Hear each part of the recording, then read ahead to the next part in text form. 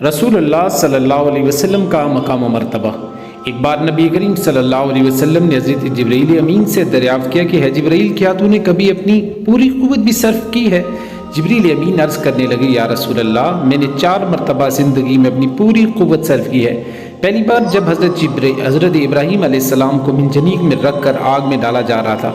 آگ کے شعلے آسمانوں سے باتیں کر رہے تھے، پھر اللہ تعالیٰ کے خلیل آگ کی طرف جا رہے تھے، میں سدرہ پہ تھا اور اللہ تعالیٰ کی طرف سے حکم ہوا کہ اے جبرائیل جلدی جا، میرا خلیل آگ میں جا رہا ہے،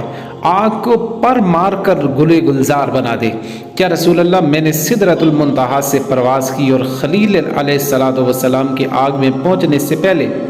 آگ میں پہنچ گیا اور آگ کو اللہ تعالیٰ کے حکم سے گلے گلزار بنا دیا۔ دوسری بار میں سدرۃ المنتہا پہ تھا، چھری حضرت اسماعیل علیہ السلام کے گلے کی طرف آ رہی تھی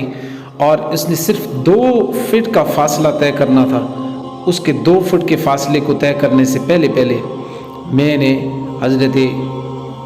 ابراہیم علیہ السلام کے سامنے ان کی جگہ پہ حضرت اسماعیل علیہ السلام کی جگہ پہ مینڈے کو لا کے کھڑا کر دیا۔ تیسری بار حضرت یوسف علیہ السلام کو کنویں میں ڈالا جا رہا تھا، والد کا پہنایا ہوا لباس اتار دیا گیا تھا، بازو میں رسی باندھ کر کنویں میں لٹکا دیا گیا تھا، آہستہ آہستہ پانی کی سطح قریب آ رہی تھی۔ حضرت یوسف علیہ السلام کے ایک بھائی نے تلوار مار کر رسی کاٹ دی، نصف راستہ طے ہو چکا تھا، نصف باقی تھا، رسی کاٹ دی گئی تھی، میں سدرۃ المنتہا پہ تھا، حکم ہوا جبریل جلدی جنت میں جا اور یوسف علیہ السلام کے پانی میں پہنچنے سے پہلے جنتی تخت لے آؤ اور پانی پر بچھا دے۔ میں نے اپنی ساری قوت صرف کر دی، سدرۃ المنتہا سے جنت گیا، وہاں سے تخت اٹھا کر زمین پہ آیا، ابھی یوسف علیہ السلام پانی پر نہیں پہنچے تھے کہ میں پہلے پہنچ گیا۔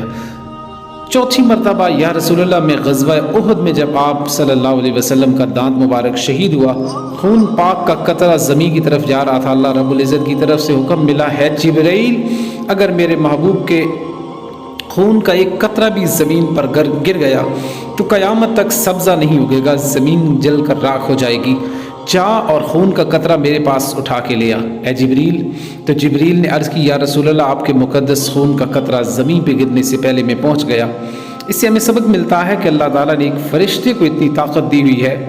تو جس کی پرواز کا یہ عالم ہے کہ سدرۃ المنتہا سے 1 سیکنڈ سے کم وقت میں زمین پہ پہنچتا ہے، تو اس نبی صلی اللہ علیہ وسلم کو اللہ تعالیٰ نے کتنا مقام و مرتبہ عطا فرمایا ہوگا، جس نبی کریم صلی اللہ علیہ وسلم کے جبریل علیہ السلام نے بھی پاؤں چومے ہیں۔ امید ہے آج کی یہ ویڈیو آپ کے لیے زیادہ ہیلپ فل ثابت ہوئی ہوگی، آپ کو اچھی لگی ہوگی۔ ویڈیو اچھی لگے تو شیئر کریں دوستوں کے ساتھ، اور ہمارے چینل پہ نئے ہیں تو چینل کو لازمی سبسکرائب کیجیے۔ السلام علیکم۔